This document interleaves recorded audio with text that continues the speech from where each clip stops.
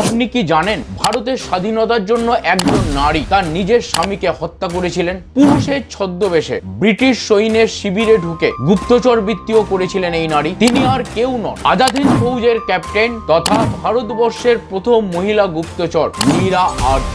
ধরা পড়ার পর কালাপানির অন্ধকার সেলে তার উপর চলত অকথ্য অত্যাচার, হাত পা গলায় বাঁধা ভারী শিকল। আর একটাই প্রশ্ন, নেতাজি কোথায়? উত্তর না পাওয়ায় ব্রিটিশরা তার ডান দিকের স্তন কেটে নিয়েছিল। তবুও তিনি একটিও গোপন তথ্য দেননি ব্রিটিশদেরকে, কারণ তার কাছে দেশই ছিল সবকিছু। কিন্তু জানেন কি, এত ত্যাগের পরও তার শেষ জীবন কেটেছিল কিভাবে? স্বাধীন ভারতের মাটিতে কোনো পদক নয়, কোনো সম্মান নয়, একাকী নিঃস্ব দৈন্য অবস্থায় রাস্তার ধারে ফুল বিক্রি করে কাটাতে হয়েছিল আজাদ হিন্দ ফৌজের সেই ক্যাপ্টেনকে, যার জন্য আমরা স্বাধীন, তাকেই আমরা ভুলে গেছি। কিন্তু এখানেই গল্প শেষ নয়। কিভাবে তিনি আজাদ হিন্দ ফৌজে জয়েন করেছিলেন, আর কেনই বা তিনি তার স্বামীকে হত্যা করেছিলেন, আর কালাপানির সেই অন্ধকার সেলে তার উপর কি কি ধরনের অত্যাচার করেছিল ব্রিটিশরা, তার সবটাই বলেছি আমার ইউটিউব চ্যানেল ইনফরমেন্ট পারুয়ে মীরা আর্যর ভিডিওতে। তাই এই বিস্মৃত বীরাঙ্গনার অজানা কাহিনী জানতে, আর আপনি সত্যিই যদি আপনার দেশকে ভালোবেসে থাকেন, তাহলে